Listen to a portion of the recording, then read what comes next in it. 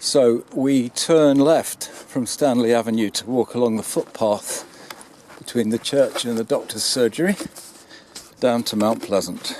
Occasionally during this walk I'm showing old aerial photos taken by aerofilms from the Britain from Above website, and X, the red X on the photo, is the point at which I'm standing when I'm talking to you as the photo comes onto the screen. Past the small recreation ground at the end of the alleyway, right down to Mount Pleasant, to the end to Ealing Road.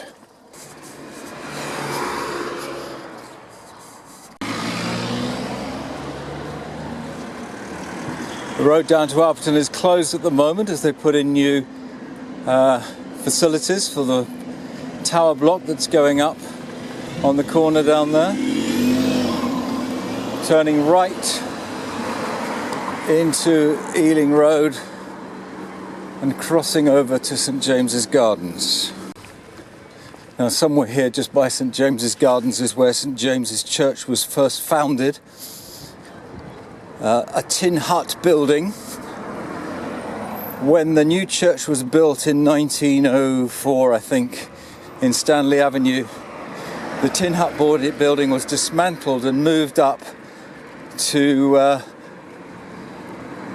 between Stanley Avenue and Clayton Avenue, and became the back hall. And just there, we're not going to pass it very closely, you will see the entrance gateway to the temple opposite Alperton Baptist Church. And all I remember about that site, really, there was a Brent Teachers Centre there. It was an old school, but in the 1970s the council built a new public convenience in front of it, and they had a grand opening ceremony with bands and everything. This is the only picture I've been able to find of the event, which was from some of the lads of Alperton High School being the first to use the facilities. You get a glimpse of the temple between these houses as we walk up St James's Gardens.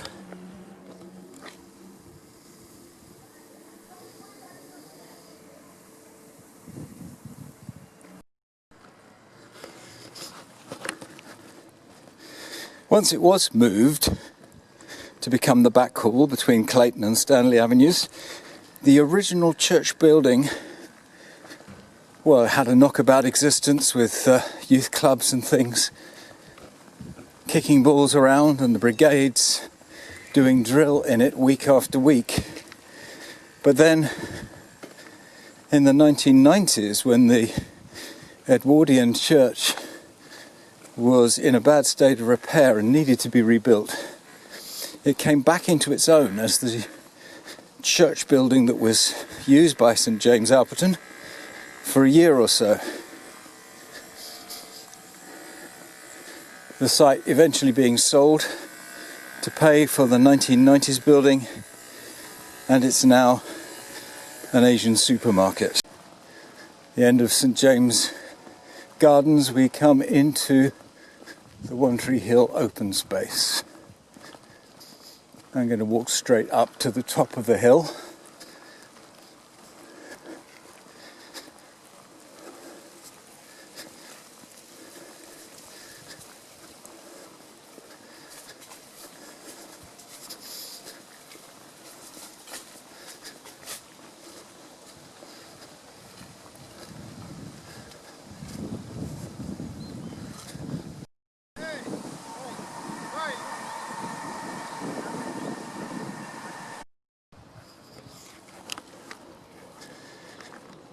A great view across towards Horsenden Hill from here, from the trig point.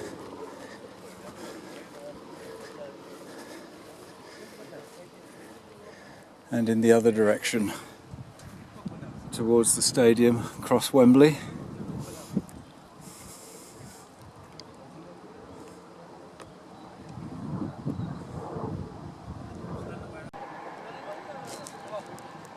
The Piccadilly Piccadilly line winding its way between the hills on its way to Rayners Lane, the old district railway route, originally just to South Harrow.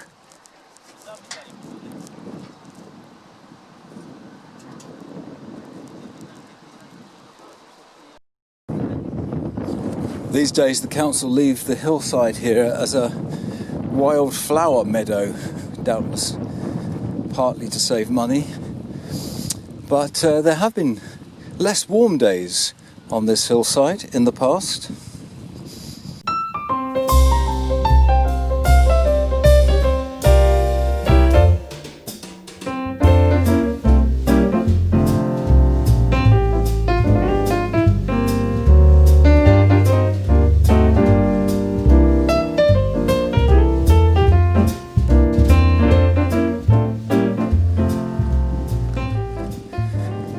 Making our way to the field that runs behind the back of these houses.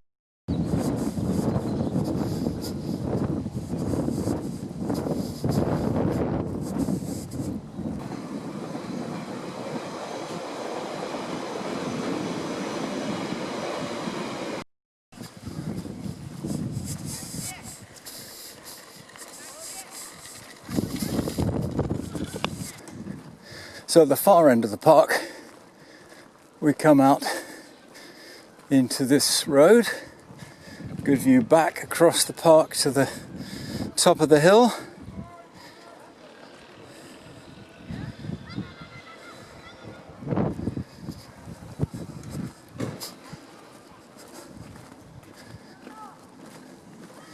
And just walk along the street.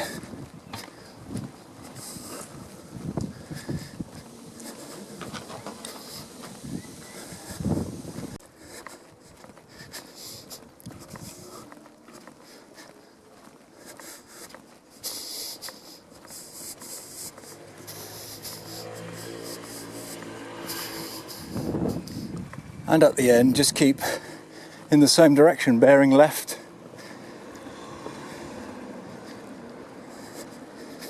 As we come out onto Chaplin Road. Now all these houses are built on what was farmland, dairy farmland.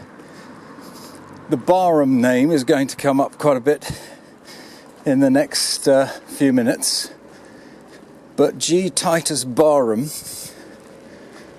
I can't remember whether he was part of the Copeland family or by marriage or what the exact relationship between the two families are. But it was a big dairy farm. The twin roof building ahead was the dairy. It was founded as the Express Dairy, quite a famous name in its time in London, and all the milk, all the cows came over here, I believe, to be milked. We're not talking that long ago, early 20th century.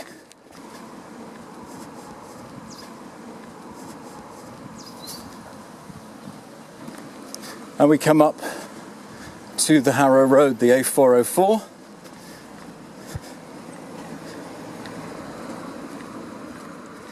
Quite an old road, the main road from London to Rickmansworth and Amersham back in the day.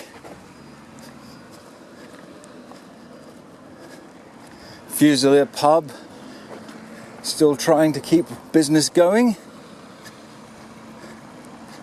Something you don't often see along this road is an 83 bus, but because of that road closure at Alberton, they have a very long diversion. So these buildings on the edge of Barham Park were part of the manor house that the Barhams lived in. They gave the grounds and the park to the council at some point in the early 20th century.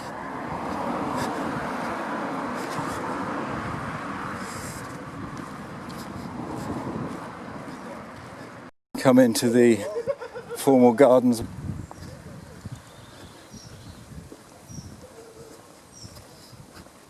We turn right.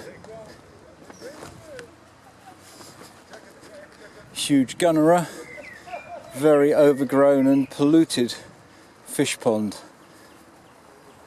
And a little stream that runs down there, not that it's an artificial stream, not that you could really notice it these days.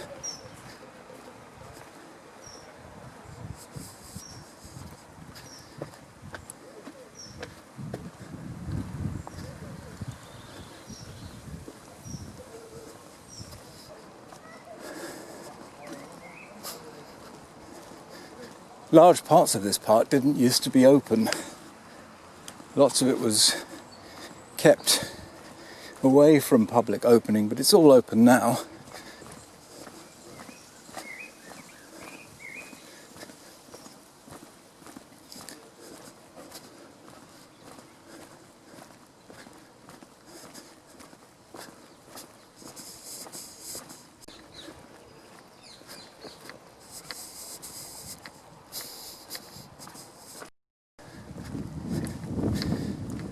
Here's a relatively new feature of the park.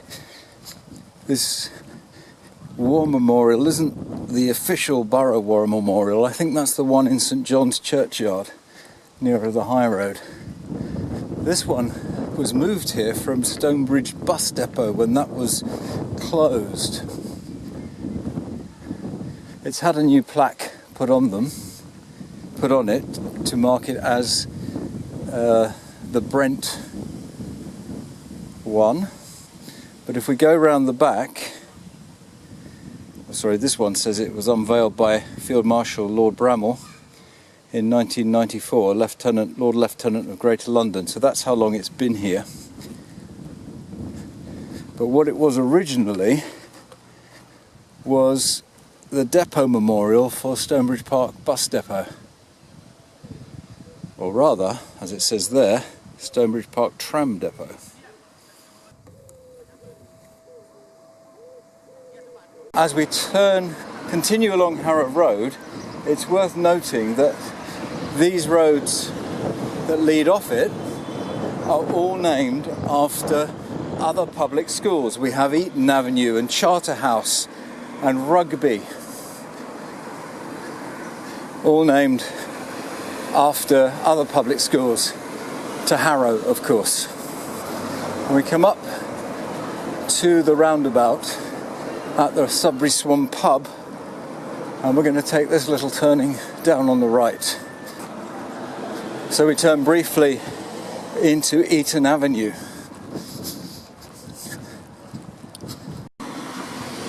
So we turn left along this path into the Vale Farm Sports Ground. The path straight ahead leads up to what was once a wonderful open-air swimming pool. Vale Farm swimming pool. But in one fell stroke, I don't know, sometime in the 1970s, late 70s, early 80s, Brent Council closed all its open-air pools. This one, Kingsbury, Willesden. It's replaced the one up there with a rather small, not very attractive indoor pool. We're now going into a new housing estate along a path that has only been there since the houses were there. The spiritual home for many people of the Wasps Rugby Football Club. This was the football stadium for Wasps. I always used to think Wasps stood for something like Wembley and Sudbury something, but it didn't. They moved off and sold up in the 1990s, and these roads are named after Wasps players of the era. The 16th minute when Tim Smith gave Gloucester the lead with a penalty. They were on top for only 4 minutes, Rob Andrew pulling the Wasps back into the game with another penalty. Andrew gave them the lead. This is now the end of Repton Avenue, coming in from the right. Repton, another famous public school, of course, and that building up there is the only bit left of the original Wasp stuff. That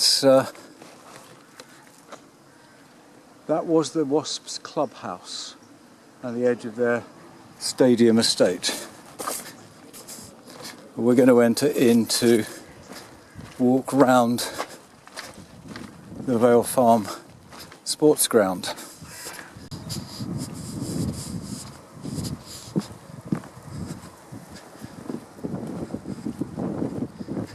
This is a huge amount of open land.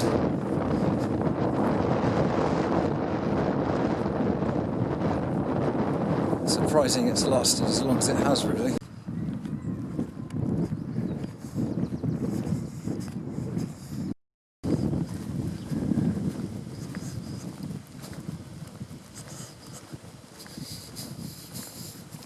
So we've walked around this field. The Wasps clubhouse is over there. This part wasn't Wasps, this was, as far as I'm aware, this has always been Brent Council land.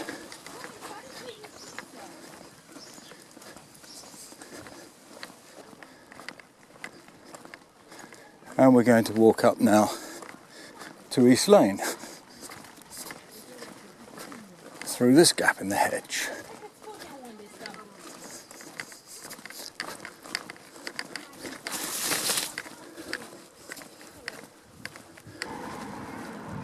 I'm going to turn right into East Lane and cross the road when I can, and walk up towards North Wembley station.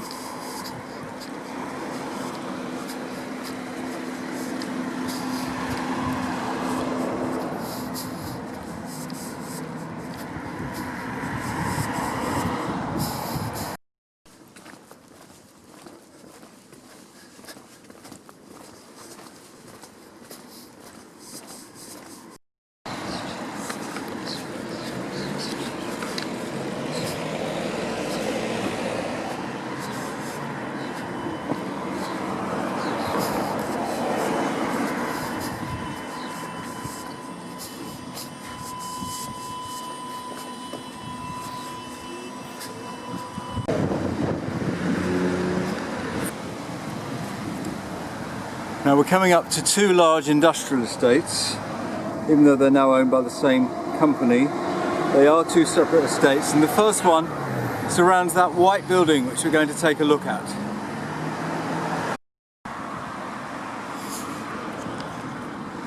So the first one requires us to do a sharp U-turn and walk back towards the railway. Although both estates are now owned by the Wembley Commercial Centre, they remain unlinked apart from at East Lane entrance. They're run as two separate places. The original road to this building ran to the right of where I am. This was railway sidings which served these two complexes.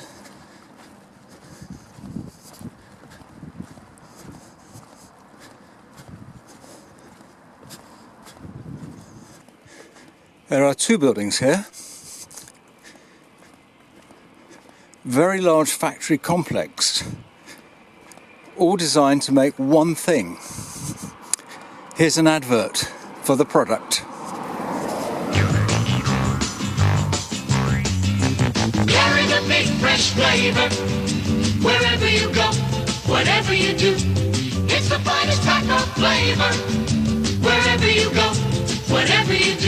Flavor this big shouldn't be left behind. So wherever you go, carry a pack of Wrigley Spearmint Gum. It's the finest spearmint flavor, the great Wrigley taste, delicious to chew. Wrigley Spearmint Gum. So this was the Wrigley's factory.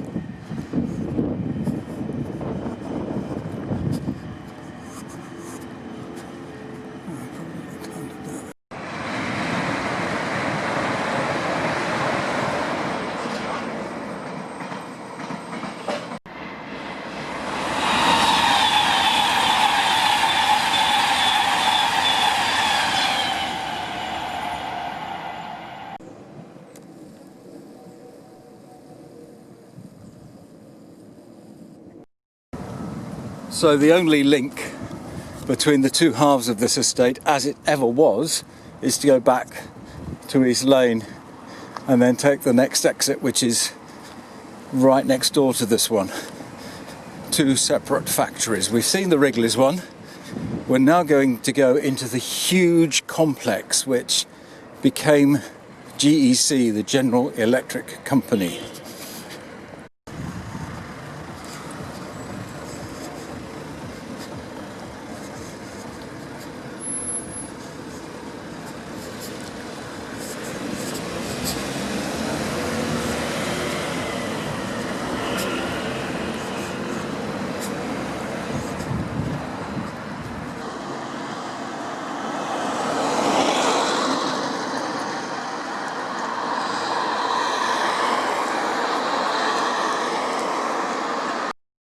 So right now I'm standing by that roundabout, having just walked in from East Lane down there, and this is the site.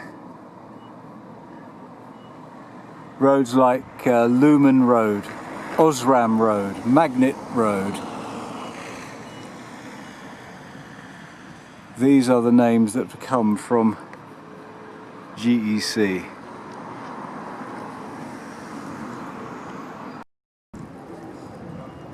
This was clearly one of the largest employers in the area. The site goes on for, well, the best part of, over half a mile certainly, from East Lane, going along this road in this direction, and both sides of the road as well. It's now small industry. Large buildings have been torn down and there's storage. The local National Health minibus service operates off this site. And here is Hurst Hall. The Hurst Research Lab was one of the famous things that GEC had. And I imagine this building is probably listed.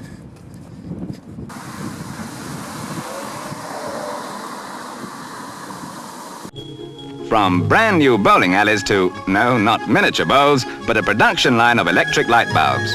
Objects taken so much for granted that about the only time they attract attention is when they fail. One of the first steps in this exceedingly complex task, carried out in a factory in Wembley, London, is to take a carefully measured portion of tungsten powder and sprinkle it into a mould prior to pressing. What, and you may well ask, has a tremendously hard metal like tungsten got to do with a fragile thing like an electric light bulb?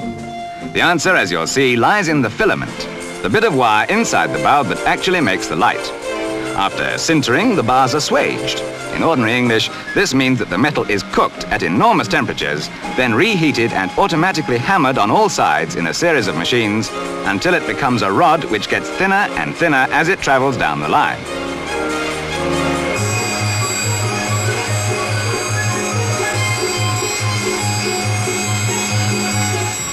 Finally, after some 50 different processes, the tungsten is about half as thick as a human hair. One of those bars you saw eventually makes about 5 miles of filament wire.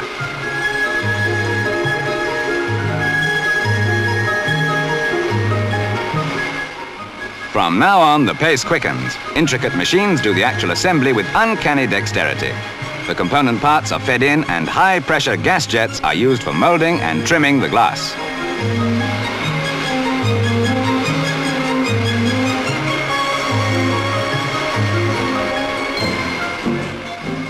The tungsten wire, now coiled, is accurately clamped into position, and the filaments are now practically ready to be fitted into the glass globes, which are first thoroughly washed to remove any chemical impurities.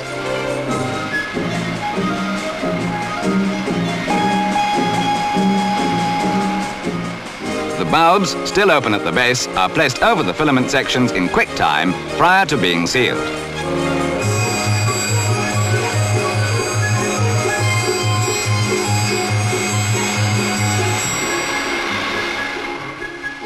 The bulbs, exhausted of air and filled with the mixture of argon and nitrogen, are now fitted with the caps which will eventually fit into the bayonet socket in somebody's home.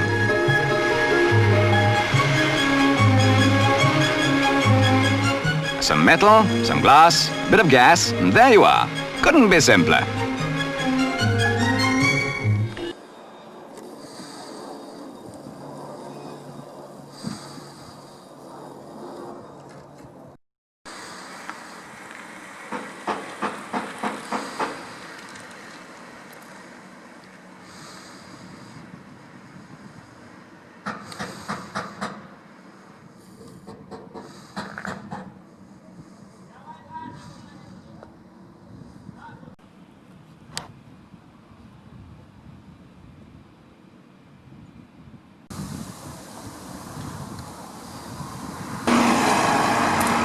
So we turn right back towards North Wembley Station and begin our way back.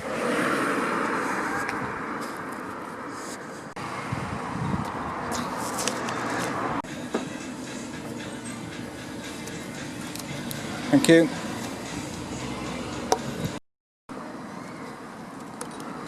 Okay, suitably refreshed, we're going to turn left down Harrow-Dean Road.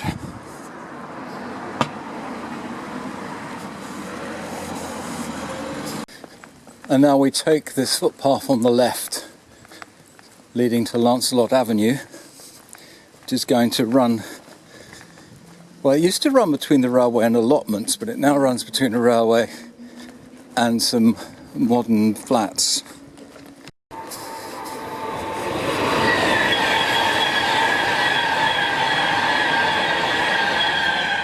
This tall fence is where the allotments used to be, but as I say, there are now flats behind here. The footpath comes out at the end of Lancelot Avenue, which leads into Lancelot Crescent and then becomes Lancelot Road, and all of that has only one vehicle exit, which is at the main junction in Wembley High Road, where Ealing Road goes one way, Harrow Road goes straight across, and Lancelot Road joins at that junction.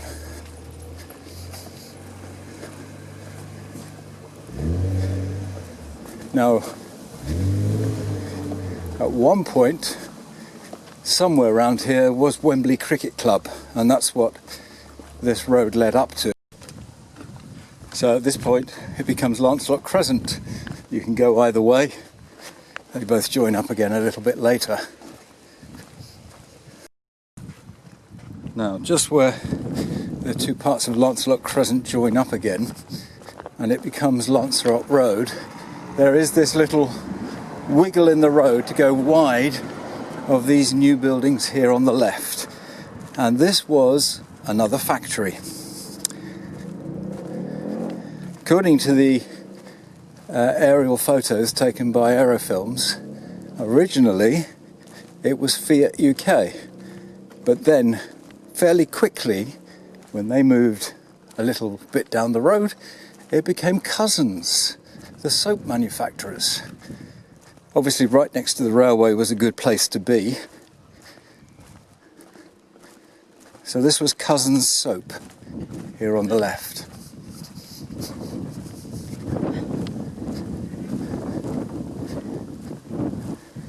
I always think it's a shame that when they knock something down and put up flats, they don't name anything after what used to be there. And now over on the right, originally, were the Sunbeam Motor Company, where they made Sunbeam cars. Fairly soon though, that became Fiat UK. But it's not a very large site, and probably not big enough when motor vehicles became much more popular. It wasn't big enough, so they moved out. For a short while, it became something called, I think it was Scophony, but they became Baird Television. And eventually Baird was sold and became Marconi, who in turn were taken over by GEC, and this became a satellite factory for the big one the other side of the railway. Now I understand it that although Marconi made lots and Baird made lots of television, when this was Marconi, it was into spy systems and radar and things like that. It was all to do with defence.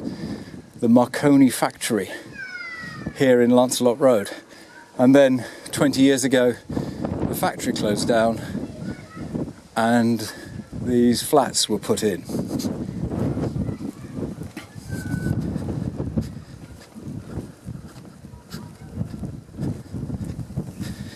Looking at the old photographs, one of the things I find fascinating is how clear all the vegetation was.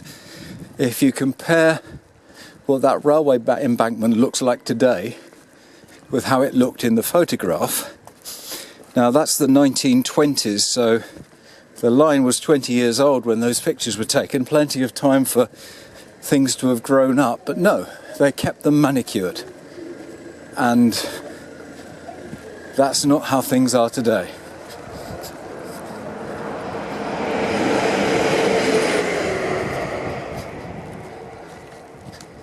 As I understand it, one of the reasons why things were kept so well presented in the past was because of the labour force. Most jobs were done by hand, and many of them only happened at some times of the year. For instance, in farming, there would be periods when there was not much to do in terms of keeping the farm going. So the workforce were put to other jobs, such as keeping the countryside clear. Once farming became machine-based rather than labour-intensive, there weren't the people left to do the manicuring of the land. I'm not sure how true that is, but it does make sense. As we came up Lancelot Road, over on the left now is the site of the old Wembley covered market. You can see that the flats are actually called Market Way, so at least they have kept that memory on here. So we come to the top of Lancelot Road and this busy junction. As I say, it is a busy junction. Think how much more busy it would be if there was still industry, factories down in Lancelot Road today.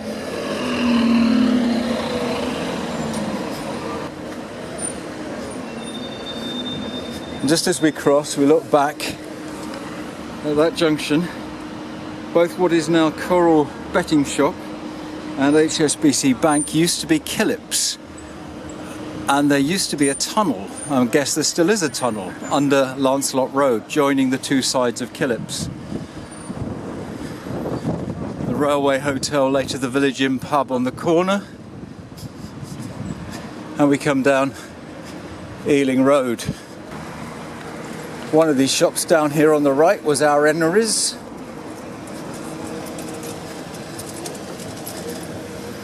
There are many greengrocers in Ealing Road now, but Ennery was the first. Or one of the first, anyway.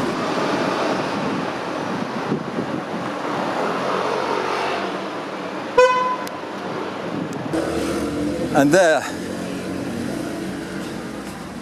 is the cinema, the ABC cinema. In the days before daytime television, Saturday morning television. Went to the Saturday morning Miners there, where they put on programmes for children.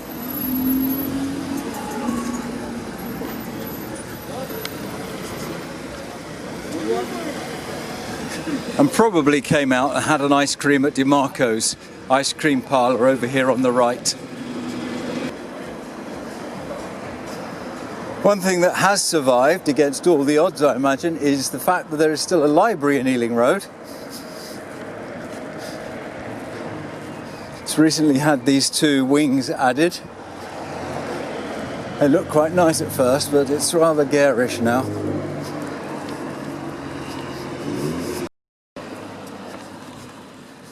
Under normal circumstances, even during lockdown, this road is much busier than it is at the moment, but the fact that it's closed at Alperton has significantly reduced the traffic.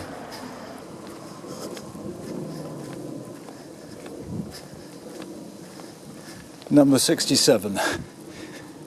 No longer, oh gosh, Not looking very pleasant, that front door.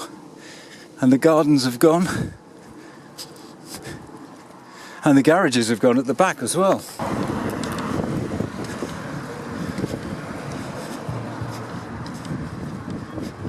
And here's a site that hasn't been developed since it was knocked down 2 years ago. Our house in the middle of our street. Our house in the middle of our house. It has a crowd. There's always something happening, and it's usually quite loud. Our mum, she's so house proud. Nothing ever slows her down, and a mess is not allowed.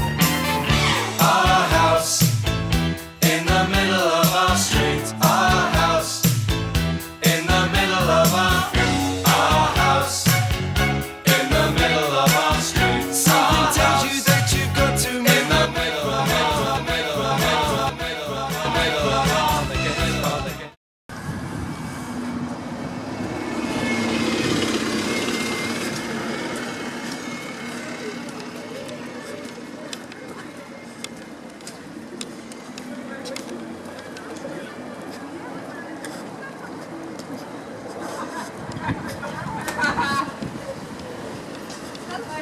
Well, we're now coming up past Keeler's, except Keeler's haven't been here for many years, of course. And this rather curious little road that goes round the back. Victor, Dorothy and Kathleen got large roads, but their dad, Mr. Haynes, just got this, which runs round the back of these buildings. As I say, once upon a time this was all Keeler's Motor Company.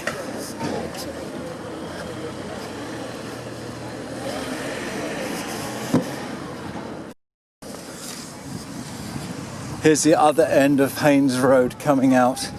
I don't think it still has a sign which says Haynes Road now. No, it's gone at both ends. But officially that is called Haynes Road.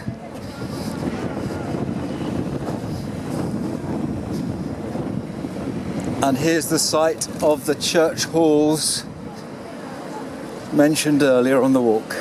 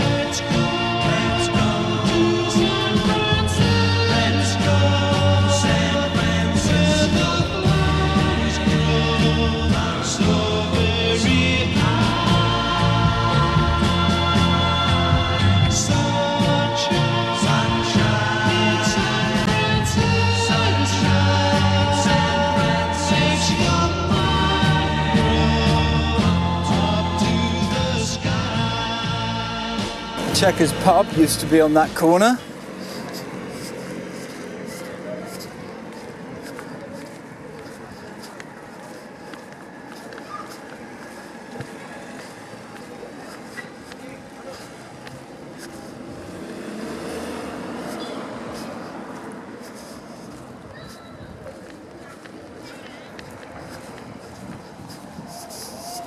It doesn't seem to matter how often they trim these trees. A few months of spring and they become too low for the streets.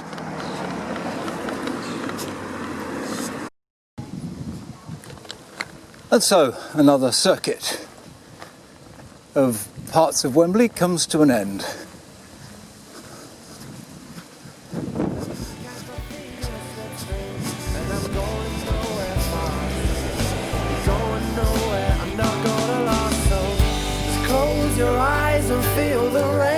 Your skin, don't be afraid to let me in, and I'll love you, oh, I'll love you